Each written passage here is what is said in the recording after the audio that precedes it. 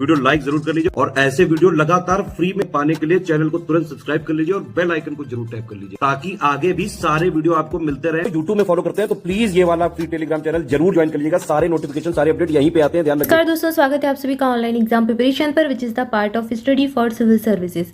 दोस्तों आज की वीडियो में मोस्ट इंपॉर्टेंट टॉपिक के अंतर्गत हम देखने वाले हैं कुछ महत्वपूर्ण टॉपिक जिसमें हम महात्मा गांधी की सीरीज को देख रहे थे और उनसे संबंधित महत्वपूर्ण आंदोलन देख रहे थे जो भारत में हुए हैं।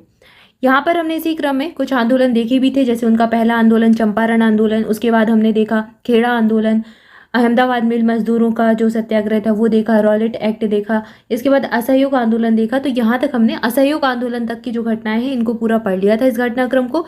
इसके आगे हमें जो देखना है सविनय अवज्ञा आंदोलन और भारत छोड़ो आंदोलन और फिर उससे संबंधित एमसीक्यू सॉल्व करेंगे। तो चलिए स्टार्ट करते हैं। अगर बात करें सविनय अवज्ञा आंदोलन की तो ये 1930 में शुरू हुआ था गांधी जी के द्वारा। गांधी जी ने इरविन को जो सुधार थे 11 सूत्रीय मांगे इरविन के सामने रखी थी, अल्टीमेटम दिया था एक तरीके से कि ये जो हमारी 11 मांगे हैं इनको मान लीजिए। इसके बाद लॉर्ड इरविन ने उसको स्वीकार भी कर लिया था। तो सविनय अवज्ञा आंदोलन की कोई आवश्यकता नहीं रह गई थी। उनके द्वारा 1930 में ये शुरू किया गया था। 12 मार्च 1930 को शुरू हुआ। गांधी जी ने अपने कुछ अनुयायियों के साथ जो उनके फॉलोअर्स थे उनके साथ अहमदाबाद के साबरमती आश्रम से वो निकले और दांडी की ओर गए। 25 दिनों की यात्रा की और 375 किलोमीटर की दूरी तय करने के बाद ये जो समूह था, ये जो जन समूह था 6 अप्रैल 1930 को दांडी पहुंच गया। और दांडी पहुंचकर इन्होंने क्या किया, नमक कानून को तोड़ा, नमक बनाया, नमक सत्याग्रह किया, जैसे दांडी मार्च, नमक सत्याग्रह, नमक कानून तोड़ने वाला सत्याग्रह, इन सारे नामों से जाना जाता है। वहां पर गांधी जी ने स्वयं नमक बनाकर नमक कानून का विरोध किया। दांडी मार्च ने सविनय अवज्ञा आंदोलन की शुरुआत का संकेत दिया और यहाँ से उन्होंने ये संकेत मिल गया कि अब सविनय अवज्ञा आंदोलन शुरू हो जाएगा। तमिलनाडु में सी राजगोपालाचारी, त्रिचिनोपोली से वेदारण्यम, ये एग्जाम में पूछे जाते हैं कि कौन से व्यक्ति कहाँ से जुड़े थे इस यात्रा में। तो तमिलनाडु से सी राजगोपालाचारी ने, त्रिचिनोपोली से वेदारण्यम ने इसी तरह से मार्च का नेतृत्व भी किया था। गुजरात में सरोजनी नायडू ने नमक डिपो के सामने विरोध प्रदर्शन किया। मालाबार में के केलप्पन ने कालीकट से पुयन्नूर तक मार्च का नेतृत्व किया था। असम में सत्याग्रही नमक बनाने के लिए सिलहट की नुआखली बंगाल तक पहुंच गए थे। सिलहट से नुआखली असम से बंगाल तक ये लोग नमक बनाने के लिए पहुंच गए थे। तो ये सत्याग्रह अलग अलग जगह पे कई सारे लोगों ने अलग अलग तरीके से इसका नेतृत्व किया और गांधी जी ने दांडी मार्च किया। दांडी में ये पहुंचे 6 अप्रैल 1930 को। तो ये डेट भी बाकायदा एग्जाम में पूछी जाती है। 12 मार्च 1930 में शुरू हुआ ये मार्च और ये 6 अप्रैल 1930 को खत्म हुआ। कितनी दूरी इन्होंने चली, तो 375 किलोमीटर ये चले थे। 25 दिन की यात्रा थी। सारे फैक्ट एग्जाम में पूछे जाते हैं। उत्तर पश्चिम सीमांत प्रांत में इस आंदोलन का नेतृत्व खान अब्दुल गफ्फार खान के द्वारा किया गया, जिनको सीमांत गांधी के नाम से जाना जाता है। बहुत इंपॉर्टेंट फैक्ट है, एग्जाम में ये पूछा जा चुका है, इसको जरूर याद रखें। 1931 में गांधी इरविन समझौते के पश्चात उन्होंने सविनय अवज्ञा आंदोलन को बंद कर दिया। तो 1930 में सविनय अवज्ञा आंदोलन शुरू हुआ नमक सत्याग्रह के बाद ही, नमक कानून तोड़ने के बाद। और ये 1931 में जब गांधी इरविन समझौता हो गया, गांधी जी ने अपनी 11 सूत्रीय मांगे इरविन के समक्ष रखी और इरविन ने उनको मान लिया। जो 11 मांगी थी 11 की 11 इरविन में मान ली और उसी के साथ ही ये आंदोलन बंद हो गया। लंदन में दूसरे गोलमेज सम्मेलन में भाग लेने के लिए भी वो सहमत हो गए। क्या है, लगातार गोलमेज सम्मेलन हो रहे थे और गोलमेज सम्मेलन में कोई भी भारतीय प्रतिनिधि ऐसे शामिल नहीं हो रहे थे, तो गोलमेज सम्मेलन जो है असफल होते जा रहे थे। तो इस तरीके से फिर इरविन ने क्या कहा गांधी जी से कि आप सम्मेलन में आइए, सम्मेलन सफल हो। तो गांधी जी ने कहा आपको हमारी मांगे माननी पड़ेंगी कुछ। तो उसमें 11 मांगे उन्होंने रखी, जिसमें शराबबंदी आदि काफ़ी सारी चीज़ें थी। तो ये सब कुछ इरविन के द्वारा मान दिया गया और उसके बाद फिर गोलमेज सम्मेलन में भी गांधी जी शामिल हुए, भाग लेने के लिए सहमत हुए। तो ये एकमात्र ऐसा सम्मेलन था जिसमें गांधी जी गए थे। इसके अलावा ये एक नाम पूछा जाता है कि ऐसा कौन सा व्यक्ति था जो तीनों गोलमेज सम्मेलन में गया था, तो वो थे भीमराव अम्बेडकर जी, BR अम्बेडकर जी। ये तीनों गोलमेज सम्मेलन, 3 गोलमेज सम्मेलन हुए, पहला, दूसरा और तीसरा, और ये तीनों में भाग लिए थे। इन्होंने तीनों सम्मेलन में भाग लिया था। ठीक है। इसके बाद अगला तथ्य है, लंदन से लौटने के बाद महात्मा गांधी ने सविनय अवज्ञा आंदोलन को फिर से शुरू कर दिया। इस आंदोलन को 1934 में अंतिम रूप से समाप्त कर दिया गया। तो 1931 में तो पहले बंद कर दिया, फिर ये लंदन गए गोलमेज सम्मेलन में भाग लेने, वहां से फिर ये वापस आए, उसके बाद इन्होंने फिर से आंदोलन शुरू कर लिया और 1934 में अंतिम रूप से ये खत्म हो गया। इसके बाद भारत छोड़ो आंदोलन आया।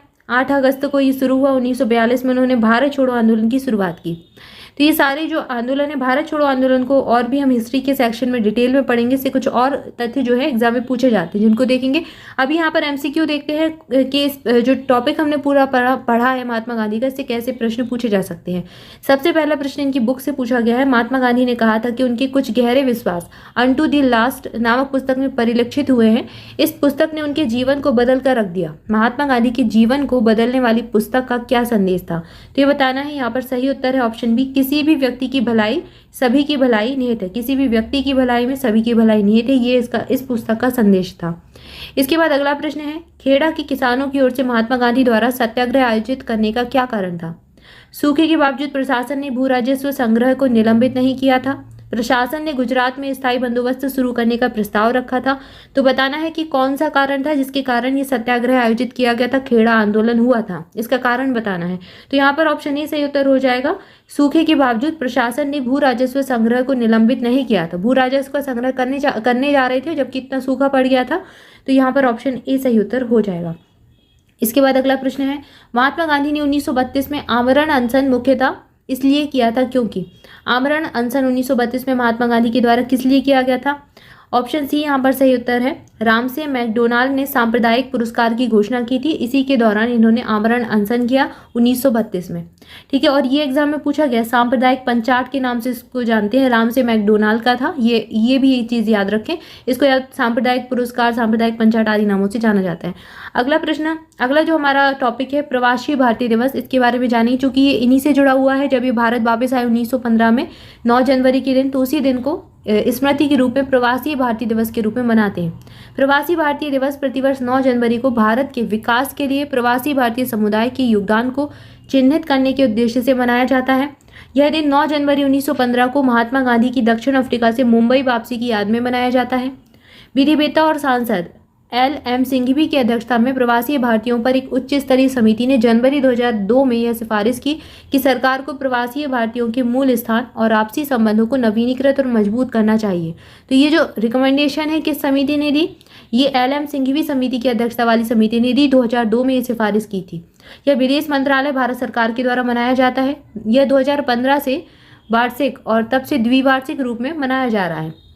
पहली बार ये जो है 2003 में मनाया गया था और यह 2015 तक हर साल मनाया जाता रहा, और उसके बाद 2015 के बाद से 2 साल में एक बार द्विवार्षिक रूप से, मतलब साल में द्विवार्षिक रूप से ये मनाया जाता रहा।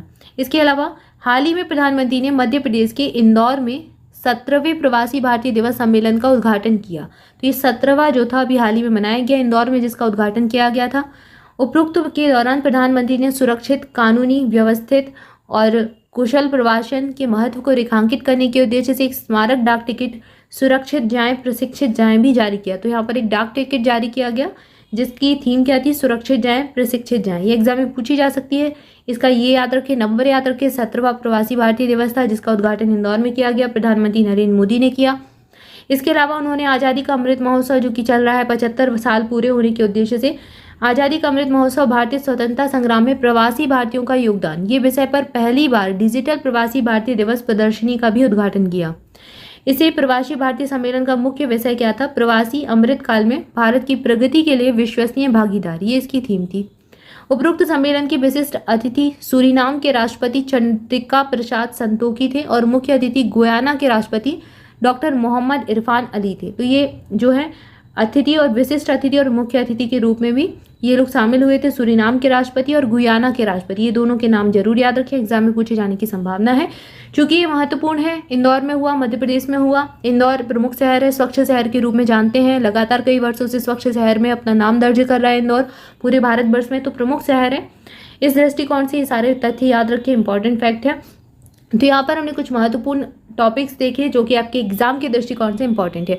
मोस्ट इंपॉर्टेंट टॉपिक की सीरीज चली है, इसके प्लेलिस्ट अपडेट कर दी गई है, प्लेलिस्ट बना दी गई है। तो इसके पहले के जो टॉपिक है उनको भी आप पढ़ सकते हैं, उनको देख सकते हैं, या फिर आप देख चुके हैं तो रिवीजन भी एग्जाम के दृष्टिकोण से कर सकते हैं।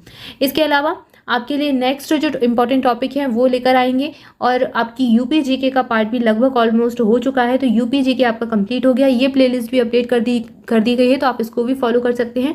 ये अपना रिवीजन करके रखिए, कंप्लीट हो चुका है। आर्ट एंड कल्चर पूरा हो चुका है, तो इसका भी रिवीजन अच्छे से कर लीजिए जिन्होंने भी नहीं किया है। इसके बाद आगे जो हमारा सब्जेक्ट स्टार्ट होगा, या तो हिस्ट्री स्टार्ट करने वाले हैं या फिर ज्योग्राफी स्टार्ट करेंगे। तो हिस्ट्री या ज्योग्राफी में से कुछ एक यूपी जीके की जगह पर स्टार्ट होगा, तो उसको भी जरूर आप उस सीरीज़ को भी कंटिन्यू देखते रहें, कंसिस्टेंसी से पढ़ते रहें और रिवीजन करते रहें। एग्जाम को बहुत कम दिन शेष बचे हैं, तो बिल्कुल बहुत अच्छे से पढ़ाई करें हम, और जुड़े रहें चैनल के साथ। चैनल को सब्सक्राइब जरूर करते हैं। स्टडी फॉर सिविल सर्विसेज के किसी भी एग्जाम के लिए कोई पेड ग्रुप लेना चाहते हैं तो इन नंबर्स पर कॉल करके आप इन्फॉर्मेशन ले सकते हैं, पूरी इन्फॉर्मेशन आपको मिल जाएगी। इसके अलावा 60 दिन का क्रैश कोर्स चालू है, अगर आप ज्वाइन करना चाहते हैं तो ज्वाइन कर सकते हैं। ऑलरेडी स्टार्ट हो चुका है, 780 पेज का इसमें मटेरियल दिया जाएगा, तो आप इसको ले सकते हैं। यूपीपीएससी प्रीलिम्स 2023 की परीक्षा को टारगेट करके ये बनाया गया है। ठीक है, तो बस मिलेंगे नेक्स्ट वीडियो में। Thank you for watching this video. Thank you so much.